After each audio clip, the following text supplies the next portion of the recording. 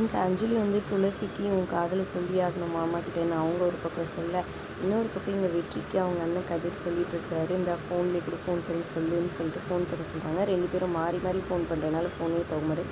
அப்பா ஃபோன் போகலான்னு 2 பேருமே கூல் ஆயிடுறாங்க.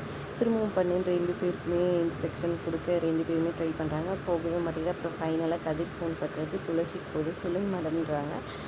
இல்லை எங்கே இருக்கீங்க, வீட்டுக்கிட்ட தான் இருக்கேன் அப்படின்ற மாதிரி சொன்னாங்க. உங்ககிட்ட கொஞ்சம் பேசணும், நான் சொல்கிற லொக்கேஷனுக்கு வந்துடுங்க அப்படின்ற மாதிரி சொல்லி துளசி ஃபோனை கட் பண்ணிடுறாங்க. என்னக்கா இது அப்படின்னு சொல்லி கேட்க, அவங்க முன்னாடியெல்லாம் சொல்ல மாட்டேன், நான் சொல்கிறானா அப்படின்னு சொல்லிடுறாங்க. சரி ஓகேன்ற மாதிரி பார்க்கு கிளம்பி போகிறாங்க. அங்கே துளசி, அஞ்சலி, அதுக்கப்புறமா முருகன் 3 பேர் வெயிட் பண்ணிகிட்ருக்குறாங்க. அவர் வரவே இல்லை, இவ்வளோ நேரம் ஆச்சு அப்படின்னு எதிர்பார்த்துட்ருக்காங்க. துளசி காதலில் இந்த மாதிரி இருக்கும், இப்படி சொல்லு அப்படி சொல்லுன்ற மாதிரி 2 பேரும் மாறி மாறி துளசிக்கு அட்வைஸ் பண்ணிட்டுருக்காங்க. ஒரு பக்கம் வெற்றி அவங்க அண்ணனோட வந்துடுறாரு.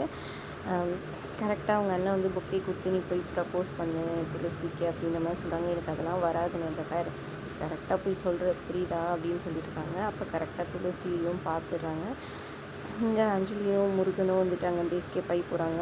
கொஞ்சம் தூரம் நடந்து வராங்க. ஒரு லைட்டிங் இது மாதிரி இருக்குது, அதுக்குள்ளே வந்துட்டு டனல் மாதிரி, அதுக்குள்ளே நடந்து வராங்க. நம்ம துளசி, நம்ம ஹீரோ வந்துட்டு புக் எடுத்துகிட்டு போக அப்படியே லைட்ஸ் எல்லாம் எரிய ஆரம்பிக்குது. அதை செட்டப் பண்ணது முருகனாக இருக்கிறாரு.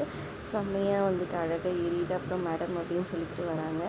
என்னது இது கையில் புக்கே மேடம் அப்படின்னு சொல்கிறாங்க. அது தெரியாதா எனக்கு, எதுக்கு இது, இல்லை மேடம் உங்களுக்கு தான் அப்படி இப்படின்னு சொல்லி மழுப்புறாங்க. அப்புறம் அவர் வந்துட்டு நான் அவங்கள அப்படின்னு சொல்ல வர்றாரு.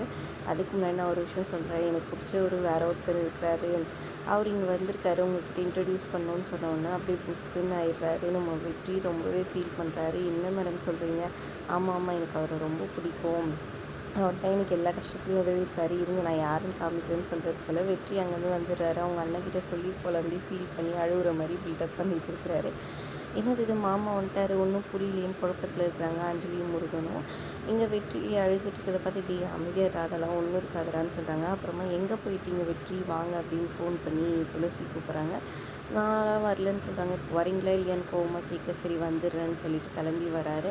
என்ன மேடம் அந்த ஆள் வந்துட்டானா, அவன் யார், அவன் நான் பார்த்தே ஆகணுன்ற மாதிரி முதல்ல கோவம் வர மாதிரி சொல்லிட்டு அப்புறம் சாஃப்டாக சொல்கிற மாதிரி நடிக்கிறாரு. ஒரு நிமிஷம் இருங்க கண்ணை மூடுங்கன்னு சொல்லிட்டு கண்ணை மூட சொல்லிவிட்டு அவங்களுக்கு பின்னாடி இருந்த கண்ணாடி எடுத்து காமிக்கிறாங்க.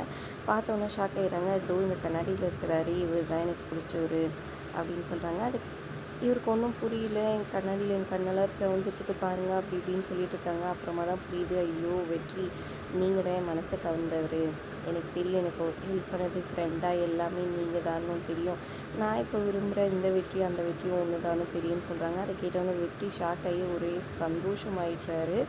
என்னடா இதுன்ட்டு உங்களுக்கு எப்படி தெரியும்னு சொல்லி கேட்க, எல்லாருக்கான அம்மா தான் சொன்னாங்கன்னு சொல்கிறாங்க. அப்படியே ஷாக்கில் இருக்கிறாங்க. அதோட எபிசோட் முடியுது. தேங்க்ஸ் ஃபார் வாட்சிங்.